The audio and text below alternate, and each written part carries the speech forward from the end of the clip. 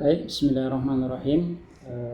Teman-teman semuanya, menjawab sebuah pertanyaan yang beberapa waktu lalu saya membuat VT bahwa saya sehabis mendampingi klien yang perkaranya adalah pencabulan terhadap anak, maka ada yang protes, kenapa ini penjahat kok didampingi.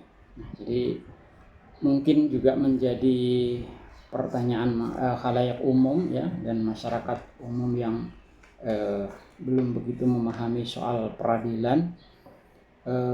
Mindset kita pasti selama ini penjahat kok didampingi, orang bersalah kok dibela, ya, seperti itu ya. Orang jahat kok dibela, seperti itu. Nah, ini supaya menjadi pemahaman kita bersama, terutama yang belum mengetahui. Jadi ada undang-undang yang mengatur pada pasal 56 KUHP ya, yang bunyinya itu adalah yang pertama, dalam hal tersangka atau terdakwa, disangka atau didakwa melakukan tindak pidana yang ancaman dengan pidana mati atau ancaman pidana 15 tahun atau lebih, atau bagi mereka yang tidak mampu, yang diancam dengan pidana 5 tahun atau lebih, yang tidak mempunyai penasihat hukum sendiri, pejabat pada yang bersangkutan pada semua tingkat pemeriksaan dalam proses peradilan wajib menunjuk penasihat hukum bagi mereka. Nah, jadi ketika ada seseorang siapapun ya tersangkut kasus pidana yang ancaman pidananya itu di atas 5 tahun atau ancaman pidana mati atau 15 tahun, nah ini negara wajib menghadirkan atau memberikan pendampingan penasihat hukum ya, dalam hal ini pengacara.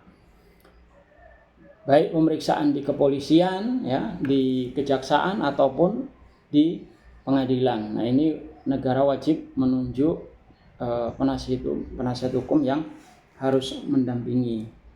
Nah, dalam hal terdakwa atau tersangka ya tidak mampu membayar sendiri, nah ini negara wajib menyediakan secara cuma-cuma. Nah, jadi dalam hal ini apa yang dibela ya, untuk apa pendampingan ini? Jadi di sini yang perlu kita jelaskan bahwa yang dibela itu adalah hak-hak dari tersangka atau terdakwa tersebut, supaya dalam proses peradilannya, dalam proses pemeriksaannya itu sesuai hukum acara ya, tidak ada hak-hak yang dihilangkan ya, tidak ada intimidasi ya, tidak ada tekanan. Nah, itu yang dibela ya, yang didampingi manfaatnya. Jadi karena tidak sedikit beberapa perkara yang ketika penyidikannya, pemeriksaan itu ada beberapa oknum ya, tanda petik ini melakukan intimidasi, melakukan tekanan ya. Nah, ini yang kita hindari dengan didampingi penasihat hukum, baik itu tunjukan negara secara gratis ataupun yang ditunjuk oleh terdakwa sendiri, itu salah satunya. Nah, kemudian apakah pengacara yang mendampingi ini akan membenarkan tindak kejahatannya? Tidak, bukan.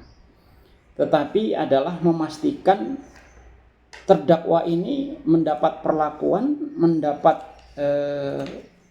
putusan yang sesuai ya, sesuai tindakan kejahatannya atau sesuai pidananya. Nah, ini perlunya didampingi penasihat hukum ya, baik secara cuma-cuma atau secara ditunjuk oleh negara maupun ditunjuk oleh yang bersangkutan sendiri atau prinsipal.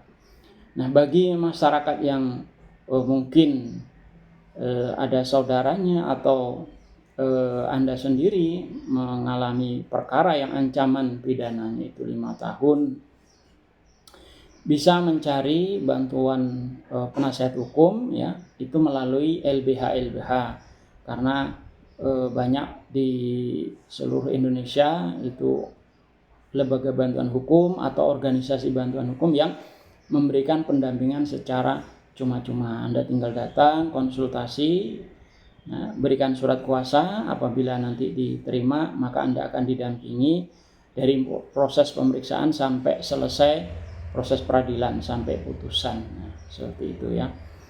Mudah-mudahan bermanfaat. Assalamualaikum warahmatullahi wabarakatuh.